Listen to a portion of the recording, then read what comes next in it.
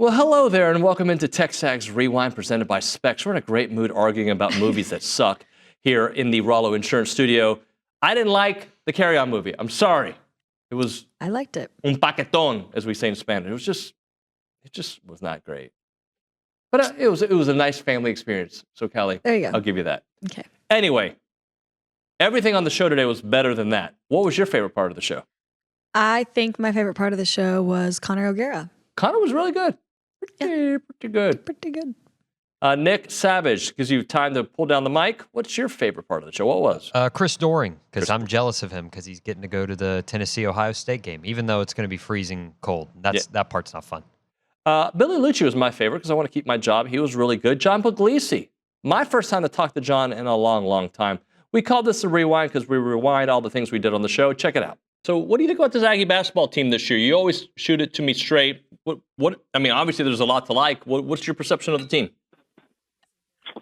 I think the three transfers have put themselves in a position to really make an impact. And the addition of them with a core nucleus that has, quite frankly, been around longer than most college basketball teams have lately, right? You've got guys who have been in the program for multiple years. You have guys who have had multiple roles in the same program. You have guys who have had to star in those roles.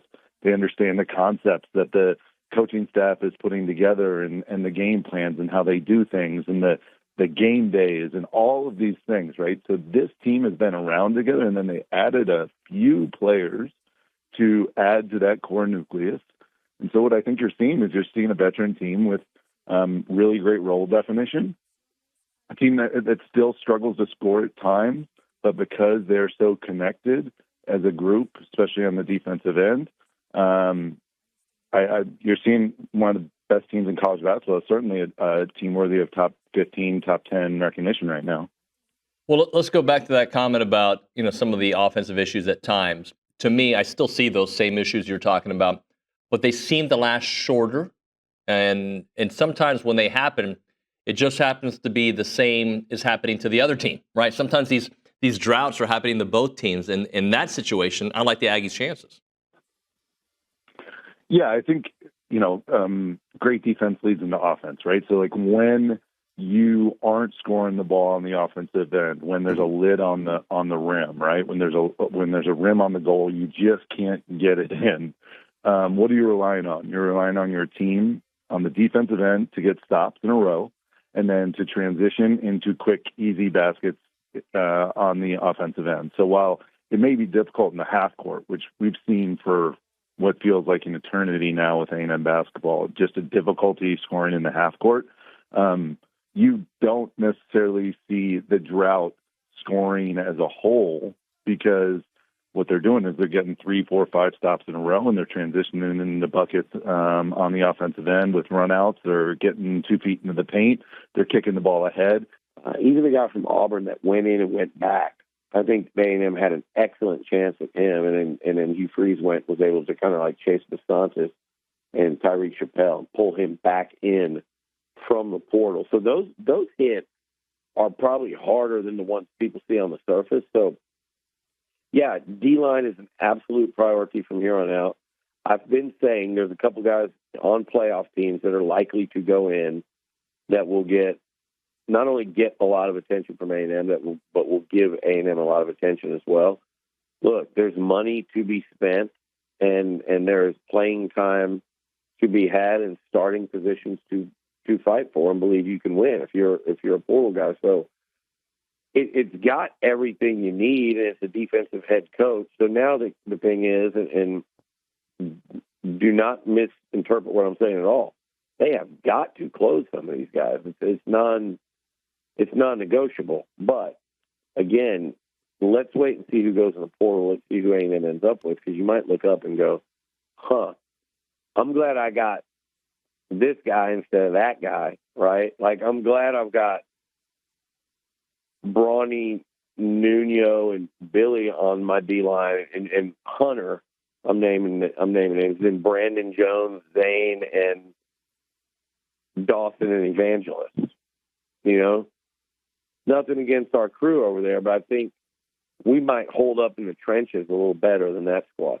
So let's see who they sign ultimately, because they will fill the need through the portal. The question is, will they fill it with the guys that upgrade your room, and will they fill it with the guys that will help you win games in the SEC this year? Because anything short of that, and they didn't do a good job. But there is a world, without question, where we can look up and go, damn, it's a good thing they didn't get this guy or that guy, because who they ended up with, turns out, is a lot better. Who do you think has the, I don't want to say easiest path, but maybe the best path to the finals? It's Texas, man. I agree. You know, it's Texas. Yeah. Trust me. Like, and I don't have to tell Aggie fans this. Like, Aggie fans, like, you get it. You watch the way that Selection Sunday played out, and you thought to yourself, wow, Texas, you guys got the easiest path in the SEC during the regular season, and now you're going to get the easiest path in the college football playoff. Texas somehow got an easier path than Oregon. TBD on how that works out, you know, having that extra game, and, you know, we'll see how that plays out against Clemson. Maybe Texas gets an injury or two that all of a sudden you're looking at it going, man, that's why you can't take that for granted of playing that extra game. But the path, man, it's really dialed up well. And to think, all right, you get Arizona State, a team that wasn't necessarily in that top 12 mix. And, you know, you're all of a sudden looking at that matchup going, we should be able to stack up well against them in a place that you just played with Mercedes-Benz as well. I mean, that's kind of another hidden advantage of being able to get that draw that Texas got. They definitely have the most favorable path. Even, you know, who knows what it's going to play out if Oregon and Ohio State get a rematch, and then maybe getting the winner of that. We'll see. But Texas, the way that it lined up, it kind of added to the notion that the 5 seed is a really advantageous spot to land. Well, I look at Texas, and I've said this for a while, and that Texas fans don't like it, but I think they're as good as advertised, and they've had an easy path. I think both things can be true. I think so too. I think the defense is phenomenal. I think the defense is really, really good. And look, I mean, the thing that I keep talking about with Texas is, yes, the list of quarterbacks that they've faced, it could be better. Let's call it what it is. They have not faced a murderer's row of quarterbacks, but at the same time, they've allowed 200 passing yards twice this year. Both of those instances, Michigan, Kentucky, quarterbacks got benched that game.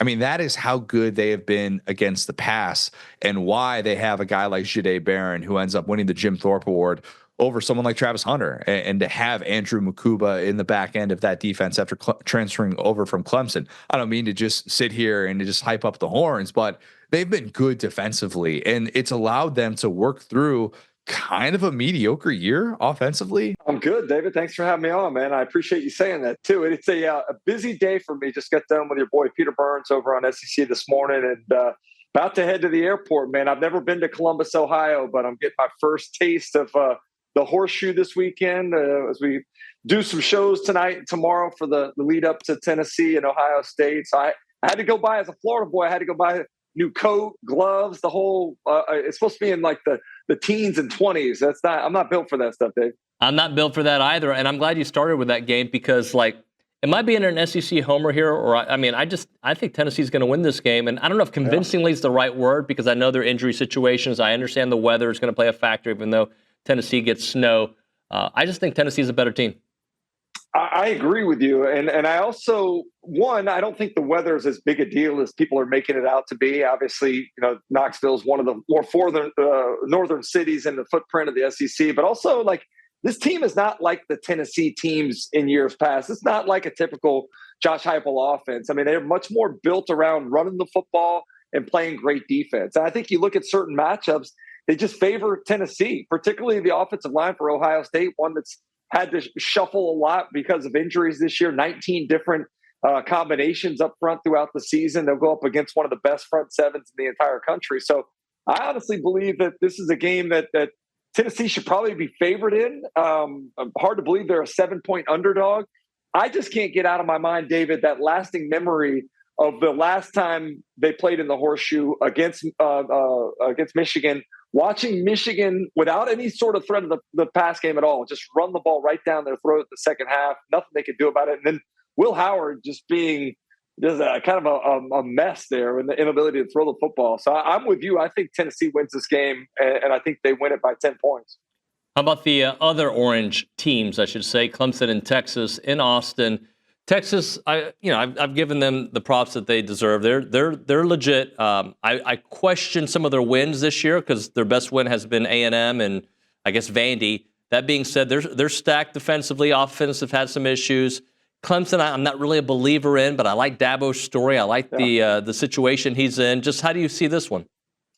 I think there's a lot of pressure on Ryan Day and Ohio State to start fast after what happened last week. I also think there's a lot of pressure on Quinn Ewers and that offense for Texas to start fast. Like if things come out and they slog around a little bit and Quinn's throwing the ball inaccurately, you know that crowd's going to be antsy to see Arch Manning, and you hate to have your crowd kind of turn against you. So I think it's really important. All right, we're going to close it out. My last show until I go to Vegas. Tell the people what they should do. You should like, comment, subscribe, share, and follow us on social media and comment your pick six predictions for the games. And Venmo David Nuno some money so he can go gamble. That'd be, would you do it if people sent you money? I might give him 20 to put down for me on red 37. Yeah, what I might do with that money is I might just put it in the pocket. And tell me I lost? Oh, I tried. So close. Yeah, I did the slots. I just did $20 of slots. All right, we'll see you next time.